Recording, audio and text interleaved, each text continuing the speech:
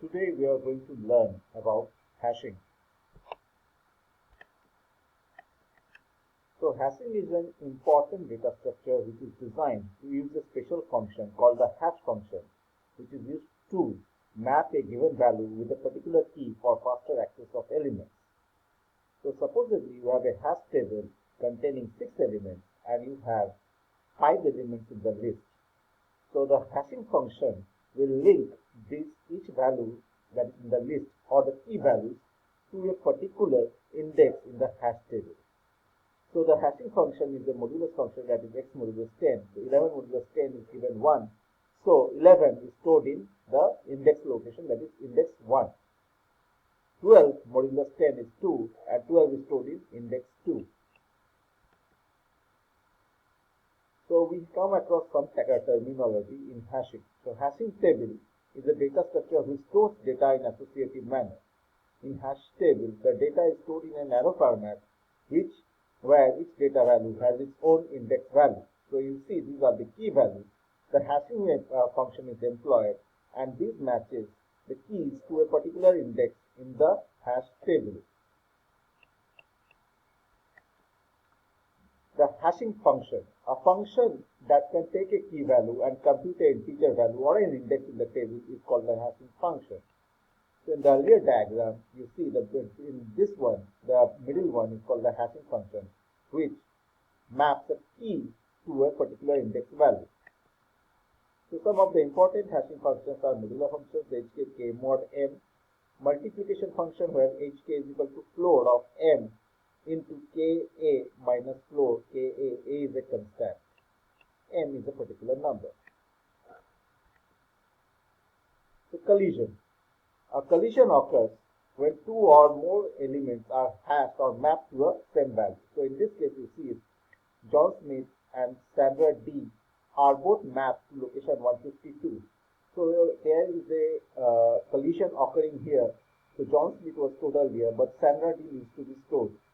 So in which position Sandra D can be stored, that has to be decided. So there are many ways of solving collision. So one of them is linear probing, in which Sandra D was stored in the next location, so 152. We'll come to this in the next slide. But in this case, you see that John Smith and Sandra D were collided in index number 152.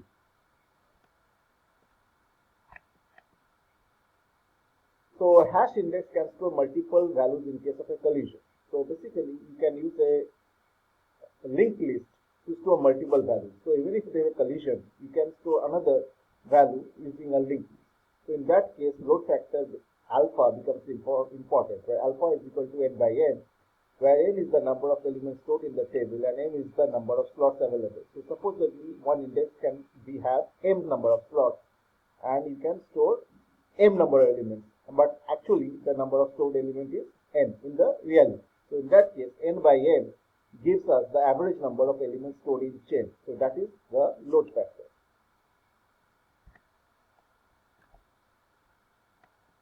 So there are many ways to deal with collision, and open addressing is a method of collision resolution in hash table. In open addressing, all elements are stored in the hash table itself. So basically there is no way of chaining.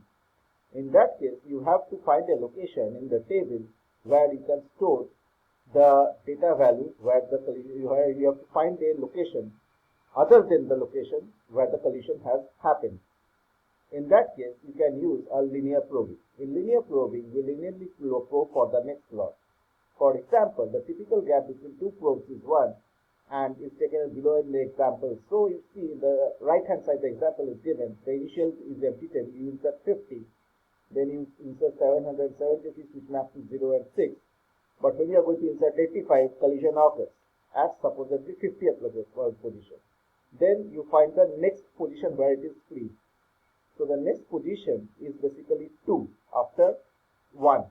So you store 85 at the next slot. Now again 92, again the collision occurs at this index 1. In that case, it tries to find the next position which is full. Again it tries to find the next position which is free. So the 92 is stored in 3.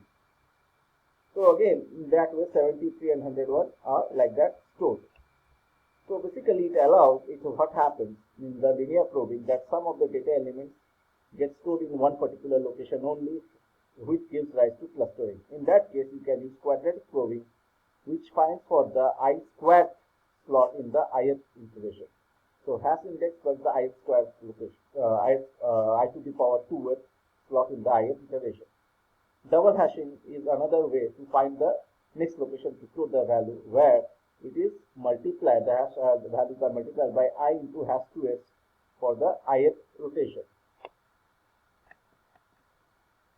So another approach for storing data in case of collision is chaining. So in this case, the chaining approach, the hash table is an array of linked lists where each index has its own list. So all key value pairs are mapping to same index will be stored in a linear list, in a linked list fashion of that index.